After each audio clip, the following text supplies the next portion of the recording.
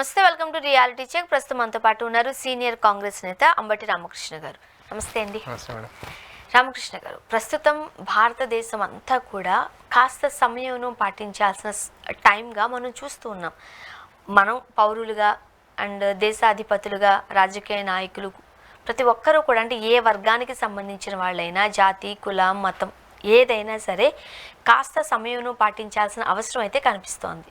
Of course మనకి కూడా మన బ్లడ్లో కూడా ఆ పెయిన్ ఉంది, ఆ రివెంజ్ కోరుకుంటున్నాం.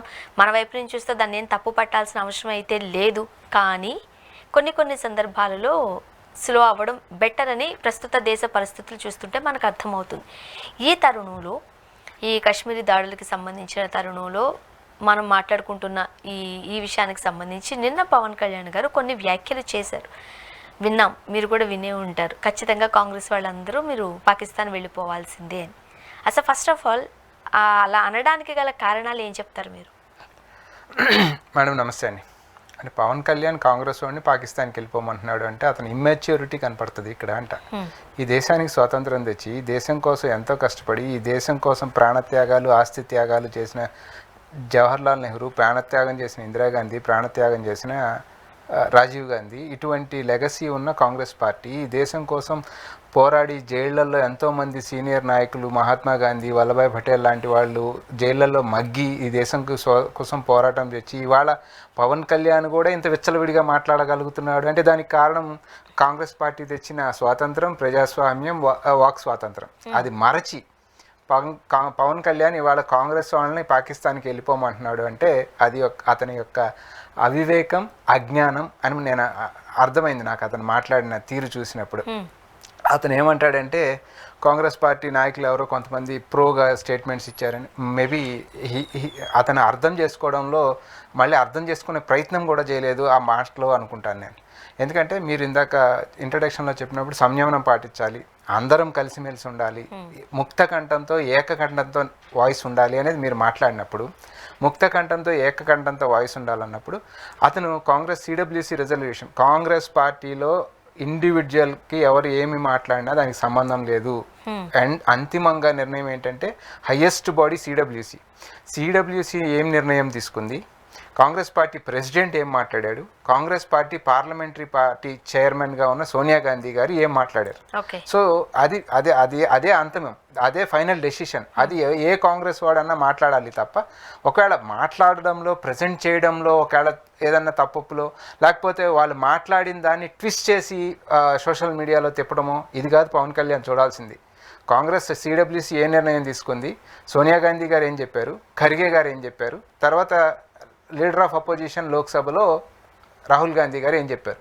అందరూ కూడా ముక్త కంఠంతో ఈ ప్రభుత్వం పాకిస్తాన్ పట్ల మీరు ఏ చర్య తీసుకున్నా సరే దానికి కాంగ్రెస్ పార్టీగా మేము అండగా ఉంటాం, ఇండియా కూటమిగా మేము అండగా ఉంటాం అని మాట్లాడుతూనే దేశంలో అన్ని పార్టీలు, అన్ని ప్రాంతాల వాళ్ళు, అన్ని కులాల వాళ్ళు, అన్ని మతాల వాళ్ళు, ప్రతి ఒక్కరు కూడా ఈ ప్రభుత్వానికి అండగా ఉంటుంది, చర్య తీసుకోవాల్సిన బాధ్యత మీది, తీసుకునే చర్యకి మేము అండగా ఉంటామని మాట్లాడిన తర్వాత మరి ఈయన ఏ స్టేట్మెంట్ చూసాడో, ఏం మాట్లాడాడో, ఏం అర్థం చేసుకున్నాడే కానీ ఈ రకమైన ప్రొవోకేటివ్ పొలిటికల్ అడ్వాంటేజ్ తీసుకోవాలి అనే ఒక చిన్న మనస్తత్వం, ఒక సంకుచిత మనస్తత్వంతో పవన్ కళ్యాణ్ మాట్లాడడం అనేది చాలా హాస్యాస్పదం. కాంగ్రెస్ పార్టీ చాలా క్లియర్గా ఉంది. అదేవిధంగా ఒకవేళ పవన్ కళ్యాణే పాకిస్తాన్కి వెళ్ళిపోవాలి కాంగ్రెస్ వాళ్ళు అని మాట్లాడినప్పుడు పవన్ కళ్యాణ్ తను తాను ప్రశ్నించుకోవాలి. నేను ఎవరితో సెయిల్ అవుతున్నాను, ఎవరితో ట్రావెల్ చేస్తున్నాను అనేది అతను అర్థం చేసుకొని ప్రశ్నించి ఉండవలసింది. ఎందుకంటే ఆల్ పార్టీ మీటింగ్ కన్వీన్ చేయమని కాంగ్రెస్ పార్టీ అడిగిన తర్వాత, ఆల్ పార్టీ మీటింగ్ కన్వీన్ అయిన తర్వాత, ఆల్ పార్టీ మీటింగ్ కన్వీన్ అయినప్పుడు దేశానికి అత్యున్నతమైన నాయకుడు ఎవరు?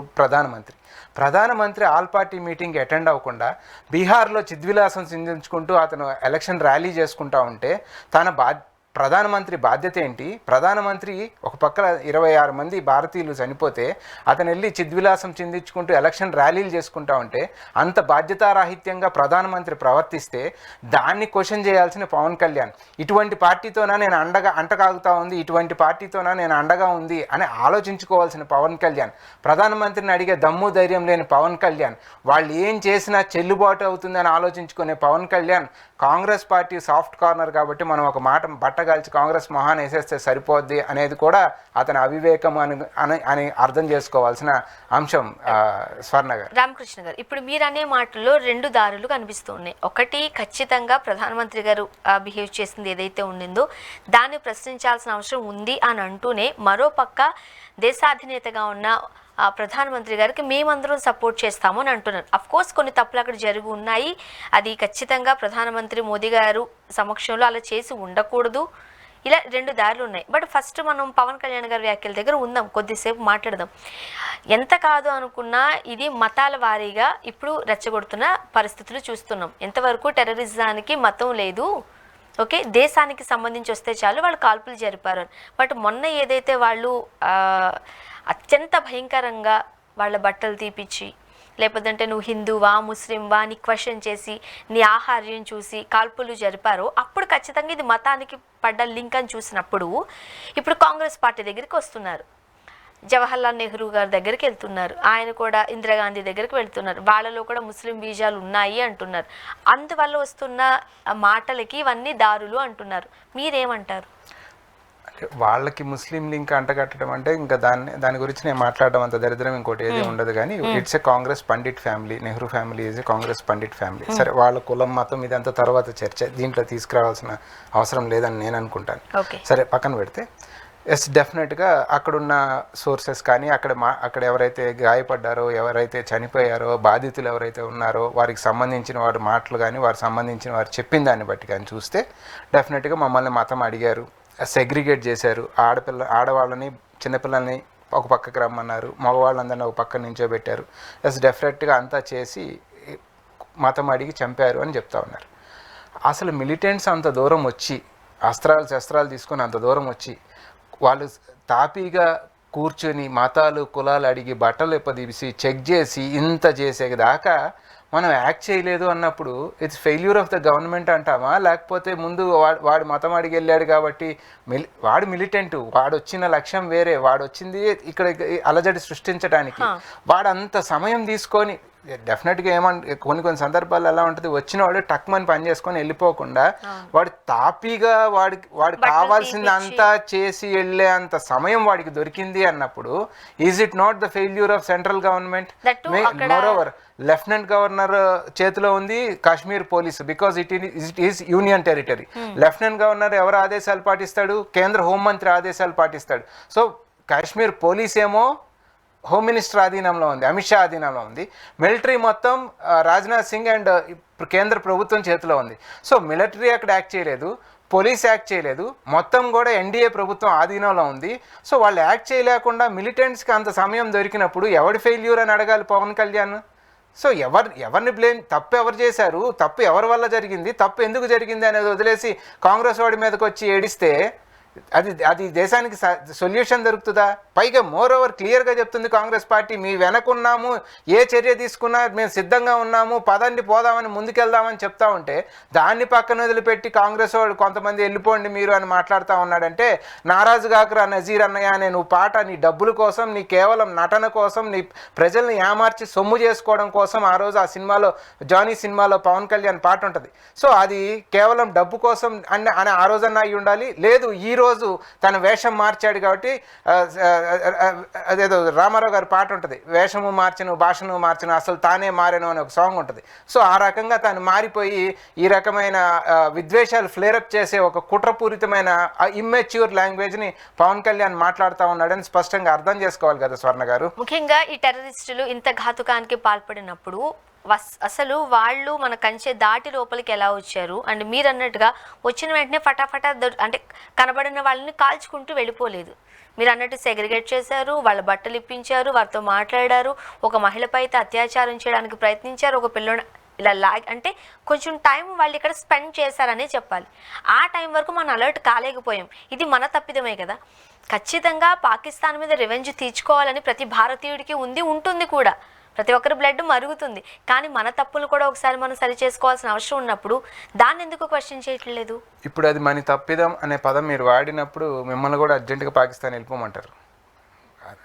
మీరు సరి చేసుకోవాలి. మన తప్పిదం అన్నారు కదా, మన తప్పిదం అని స్వర్ణ గారు అనింది అంటే ఈ దేశాన్ని వ్యతిరేకిస్తుంది, ఈ దేశం పట్ల కామెంట్ చేసింది స్వర్ణ గారు. వాస్తవం మీరు మాట్లాడిందేమో వాస్తవం క్వశ్చన్.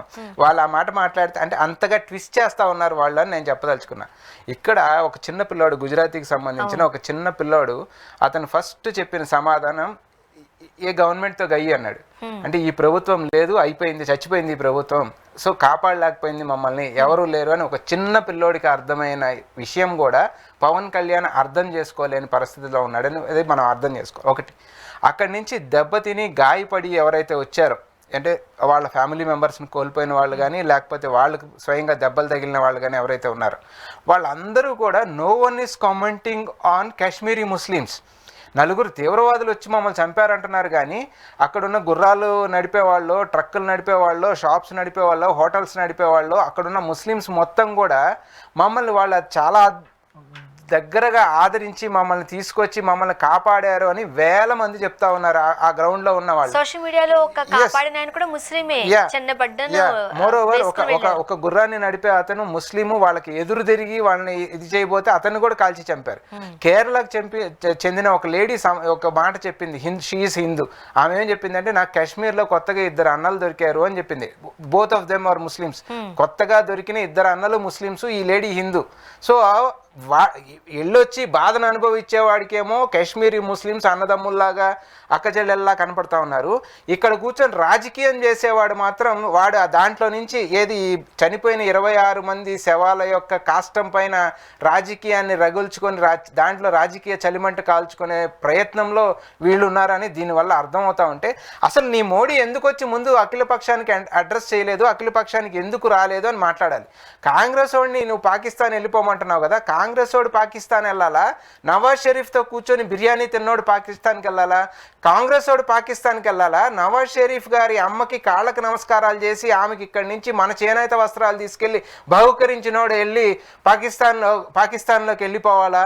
కాంగ్రెస్ వాడు పాకిస్తాన్కి వెళ్ళాలా? లేకపోతే పాకిస్తాన్ని దేశం ప్రపంచ పటంలో నుంచి ఏకాకి మిగతా దేశాలతో ఏకాకి చేసిన తరుణంలో ఇక్కడి నుంచి బస్సు యాత్ర చేసుకెళ్ళిన బీజేపీ నాయకులు పాకిస్తాన్కి వెళ్ళాలా? కాంగ్రెస్ వాడు పాకిస్తాన్కి వెళ్ళాలా? చాలా మంది తీవ్రవాదులను అరెస్ట్ చేసిన తరుణంలో ముఫ్తీ మొహమ్మద్ సయ్యద్ వీళ్ళని బంధించినప్పుడు ఆ తీవ్రవాదులను తీసుకెళ్లి అజిత్ దోవల్ అక్కడ దాకా విడిచిపెట్టి ఆఫ్ఘనిస్తాన్లో విడిచిపెట్టి వచ్చినప్పుడు అటువంటి వాళ్ళు పాకిస్తాన్కి వెళ్ళాలా? పట్టి బంధించినోడు పాకిస్తాన్కి వెళ్ళాలా? వివేకంతో మాట్లాడండి, ఆలోచించి మాట్లాడండి.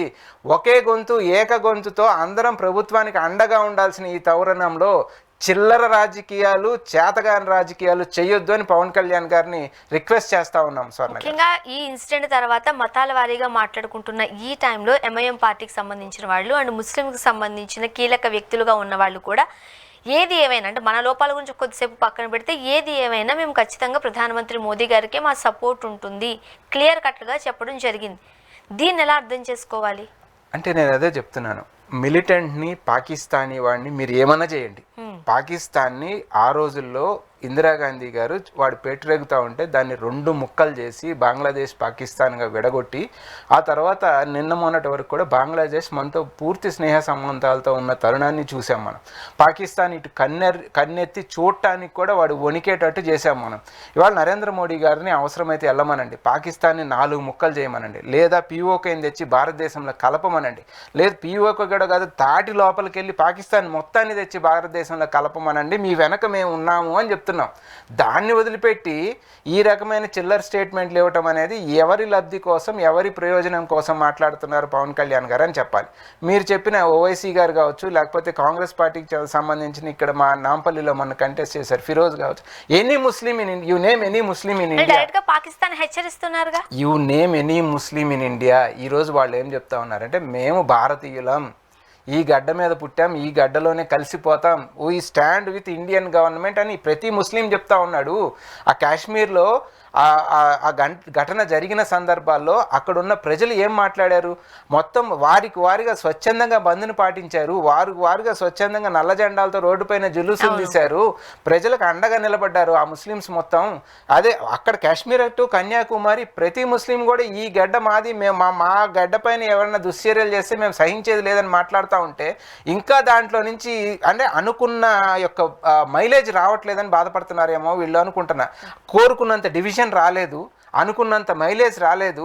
సో మనకి రేపు భవిష్యత్తులో కావాల్సిన అంటే ఆ మాట మాట్లాడినందుకు నేహా సింగ్ రాథోడ్ అని యూపీలో ఒక ఆమె మీద కేసు కూడా పెట్టడం జరిగింది. ఆమె అదే అనింది, పుల్వామా ఘటనతో లబ్ధి పొందారు, ఓట్లు పొందారు, ఇప్పుడు పహల్గాం ద్వారా మళ్ళీ బీహార్ గెలవాలనుకుంటున్నారా అని ఆమె క్వశ్చన్ చేస్తే ఆమె పైన కేసు పెట్టారు. సో నోరుప్పి మాట్లాడితే కూడా కేసులు పెట్టే తరుణంలో బహుశా ఇది కూడా రుచించదేమో. అనుకున్నంత డివిజన్ రాలేదు, అనుకున్నంత మైలేజ్ రాలేదు, అనుకున్నన్ని ఓట్లు వస్తాయా రాలేదా అనే అనుమానంలో ఇంకా దీన్ని రెచ్చగొట్టే కార్యక్రమంలో పవన్ కళ్యాణ్ గారు చేస్తూ ఉన్నారేమో అనేది ప్రజలు ఇవాళ ఆలోచిస్తూ ఉన్నది స్వర్ణ గారు.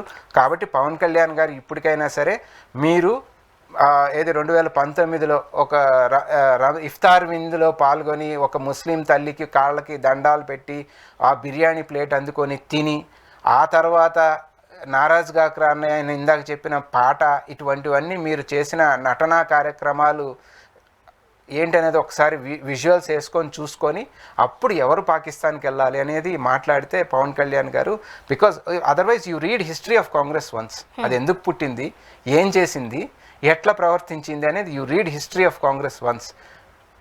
ఈ రోజు వరకు ప్రధానమంత్రి పత్రికా సమావేశం లేదు కదా. బొంబాయి దాడులు జరిగితే మన్మోహన్ సింగ్ గారు హుటాహుటిన బాంబే వెళ్ళారు, ప్రెస్ కాన్ఫరెన్స్ అటెండ్ అయ్యారు కదా, బాధ్యత తీసుకొని శివరాజ్ పాటిల్ హోమ్ మినిస్టర్ని రిజైన్ చేయించారు కదా. At every point of time Congress party responsibility తీసుకుంది కదా. ఇక్కడ రెస్పాన్సిబిలిటీ ఏది?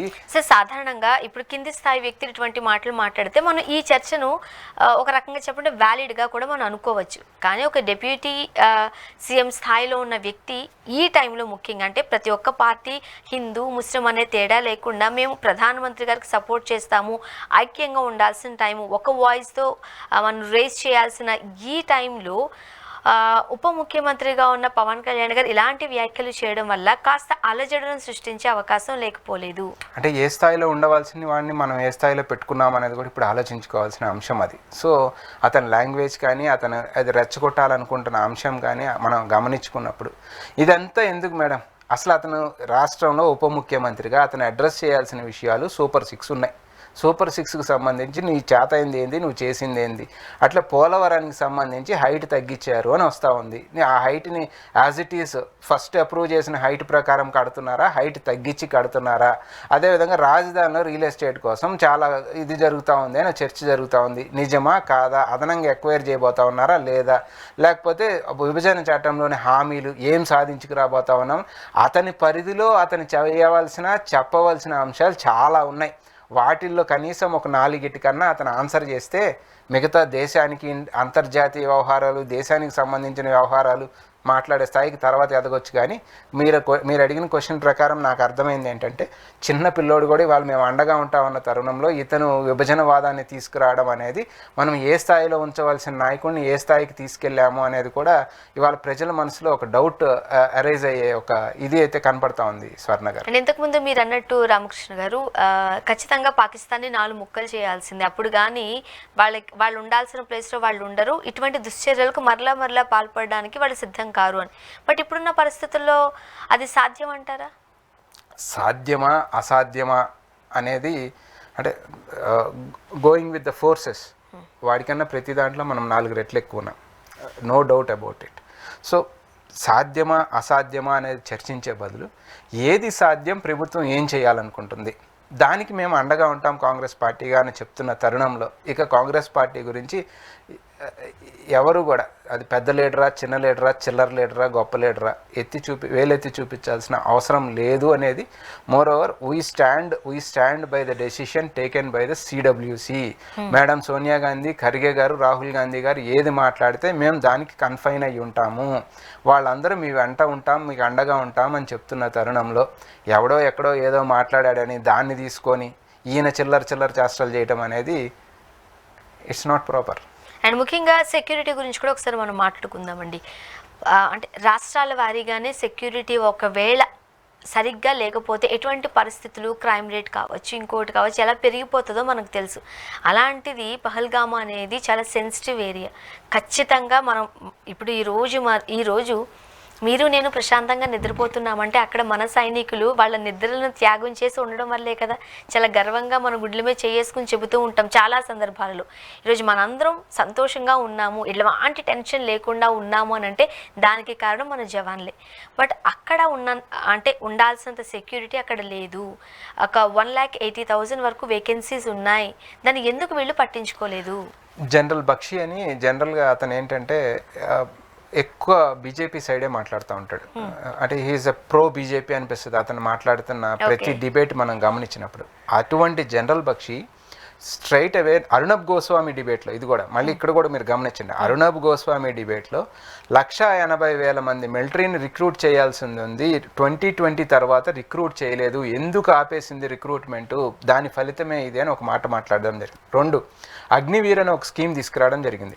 అగ్నివీర్ స్కీమ్ తీసుకురావడంలో కూడా అతను ఏం చెప్పాడు, 4 సంవత్సరాలు వాళ్ళ టైం అయితే అగ్నివీర్స్ 4 సంవత్సరాలు వాళ్ళు ఉద్యోగం చేసేది, అందులో 6 months training period, 6 months casual leaves కానీ వాళ్ళ సిక్ లీవ్స్ కానీ ఏదన్నా కానీ ఈ 4 yearsలో పోతే వాళ్ళు పనిచేసేది 3 సంవత్సరాల కాలంలోనే. సో 3 సంవత్సరాల కాలంలో అగ్నివీర్ ఏం నేర్చుకొని ఏం చేయగలుగుతాడు, ఈ స్కీమే తప్పు అని మాట్లాడడం జరిగింది లేటెస్ట్గా. సో ఇటువంటి ల్యాప్సెస్ అన్ని క్వశ్చన్ చేసి దాన్ని ప్రభుత్వంతో, ఇంకొక మాట కాంగ్రెస్ పార్టీని ఖర్గే గారిని అడిగినప్పుడు కూడా నేను బయట ఏమీ మాట్లాడను, ఆల్ పార్టీ మీటింగ్లో ప్రభుత్వంతో చర్చించేటప్పుడు మాకు ఉన్న సలహాలు సూచనలు మొత్తం ప్రభుత్వానికి ఇస్తాం, ల్యాప్సెస్ ఏమన్నా ఉంటే అక్కడ ప్రభుత్వం దగ్గర తెలుసుకుంటామని చెప్పారు. కానీ బయట రాజకీయం చేసే ఆలోచన కాంగ్రెస్ పార్టీకి లేదు. సో ఇటువంటి ల్యాప్సెస్ అన్ని డెఫినెట్గా మా సీనియర్ లీడర్స్, మా అధినాయకత్వం అక్కడ చర్చించి ఉంటారు, దాన్ని ఏం చేయాలనేది ఆలోచించి ఉంటారు తప్ప ఇప్పుడు ఇతను మాట్లాడడం వల్ల ప్రతి ఒక్కళ్ళు మళ్ళీ మొత్తం అన్నీ మాట్లాడుతూ ఉన్నప్పుడు ఆ విషయం డైల్యూట్ అయ్యే ప్రమాదం ఉంది. చిల్లర చేష్టాలు చేయొద్దు అని మళ్ళీ చెప్తా ఉన్నా. మన ల్యాప్సెస్ ఏంటో మనం సరి చేసుకోవాలి. మోరోవర్ నరేంద్ర మోడీ గారే క్వశ్చన్ చేయడం జరిగింది, ఏది ఆర్మీ, ఇండియన్ ఆర్మీ చాలా బలమైన ఆర్మీ, దేన్నైనా ఎదుర్కోగల శక్తి ఉన్న ఆర్మీ, అటువంటిది కంచె దాటి నలుగురు రాగలుగుతూ ఉన్నారు అంటే ఢిల్లీ నుంచి ఆదేశాలు వెళ్ళటంలో government of Delhi is weak, అందుకే వాడు వచ్చి ఆ పని చేయగలుగుతున్నాడు అని ముఖ్యమంత్రిగా ఉన్న నరేంద్ర మోడీ గారు మాట్లాడినప్పుడు, ఇవాళ ప్రధానమంత్రి నరేంద్ర మోడీ ఆ క్యాసెట్ చూసుకుంటే ఆ క్వశ్చన్స్ తను ఏమేశాడు, ఇవాళ ఆన్సర్స్ ఏంటి అనేది అతను బయటకు వచ్చి చెప్పాల్సిన ఉంది. ఇవన్నీ మనం నరేంద్ర మోడీని అడగాల్సింది పోయి కాంగ్రెస్ని అడుగుతూ ఉన్నారు, ప్రతిపక్షాన్ని అడుగుతూ ఉన్నారు. ప్రతిపక్షం మాట్లాడితే ప్రతిపక్షాన్ని క్వశ్చన్ చేస్తున్నారు. కానీ అధికార పక్షం చేయాల్సిన కార్యక్రమం, అధికార పక్షం సమాధానం చెప్పాల్సిన కార్యక్రమం అనేది పవన్ కళ్యాణ్ గారు తెలుసుకుంటే మంచిది అనేది చెప్తా ఉన్నాను. అంటే సాధారణంగా ఇప్పుడు మనం మాట్లాడుకున్న ప్రతి మాట కూడా సోషల్ మీడియాలో పబ్లిక్కి రేజ్ అవుతున్న క్వశ్చన్స్. ఏదో చిన్న దొంగతనానికి వెళ్ళడానికి సిద్ధపడే దొంగలే రెక్కి నిర్వహించి వెళుతూ ఉంటారు. వీళ్ళు ఊర్లో ఉన్నారా లేరా, తాళం ఎట్లా వెళ్ళాలి, దీనికి ఇంకొక డోర్ ఉందా, ఇన్ని ఆలోచించుకుని వెళ్ళే టైంలో వాళ్ళంతా ధైర్యంగా అయితే మన సరిహద్దుల్లోకి లోపలికైతే చొరబడలేరు, పైగా అంత టైం అక్కడ స్పెండ్ చేయలేరు. మరోవర్ ఇంకోటి ఏంటంటే మేడం, ఇది వరకు అక్కడ 3 tier సెక్యూరిటీ ఉండేదంట, 3 అంచెల భద్రత ఉండేది. 3 అంచెల భద్రతని ఎవరు తీశారు, ఎందుకు తీశారు? పైగా ఇంకొక అబద్ధం వాళ్ళు చెప్పడం ఏం జరిగిందంటే without the permission, without the notice of police వెళ్ళారు అని చెప్పారు. కానీ అక్కడ 365 days పర్మిషన్ ఉంటుంది, 365 days వెళ్ళొచ్చు, ఓపెన్ ఉంటుంది అనేది తర్వాత తెలిసిన అంశం. సో 365 రోజులు టూరిస్టులు వెళ్ళొచ్చు.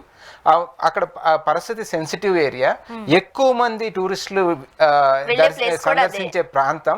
సో అటువంటి తరుణంలో, అటువంటి ప్రదేశంలో ఇంత నిర్లక్ష్యంగా వ్యవహరించిన తర్వాత క్వశ్చన్ చేయాల్సింది ఎవరిని, ఆన్సర్ చెప్పాల్సింది ఎవరు? అది కదా, కాంగ్రెస్ కాదు కదా ఆన్సర్ చెప్పాల్సింది. ఆన్సర్ చెప్పాల్సింది ఎన్డీఏ, నరేంద్ర మోడీ గారు. ఇతను రోజు చెవులో మాట్లాడే నరేంద్ర మోడీ కదా ఆన్సర్ చేయాల్సింది. సో అదేదో చెవులో అతన్నే అడిగి ఏం జరిగిందని చెప్పి ప్రజలకు చెప్తే అర్థం అవుద్ది. కానీ జస్ట్ ఫర్ ఫన్ తమాషా రాజకీయం చేస్తున్నాడు పవన్ కళ్యాణ్ అనిపిస్తుంది నాకైతే. ఇప్పుడు ఇవన్నీ చూస్తుంటుంటే యుద్ధం వచ్చే సూచనలు లేకపోలేదు అంటున్నారండి.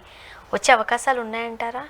అంటే యుద్ధం వస్తుందా రాదా, ఏం జరుగుతుంది అనేది ఐ కాంట్ ఆన్సర్. బట్ ఏమి చేసినా నరేంద్ర మోడీ ప్రభుత్వానికి, కేంద్రంలోని ఎన్డీఏ ప్రభుత్వానికి, పాకిస్తాన్కి బుద్ధి చెప్పడానికి ఏ చర్య చేపట్టినా కాంగ్రెస్ పార్టీ పూర్తి అండగా ఉంటుందని మాత్రం మా అధినాయకత్వం సిడబ్ల్యూసి రెజల్యూషన్ ద్వారా చెప్పడం జరిగింది. ఖచ్చితంగా దాని ప్రభుత్వానికి కాంగ్రెస్ పార్టీ అండగా ఉంటుంది. స్వర్ణ గారు, చూద్దామండి ఏం జరగబోతుందో. థ్యాంక్ యూ సో మచ్ అండి రామకృష్ణ గారు, మీ అభిప్రాయాలు పంచుకున్నారు. Thank you very much. ఇది వాళ్ళ రియాలిటీ చెక్. Stay tuned.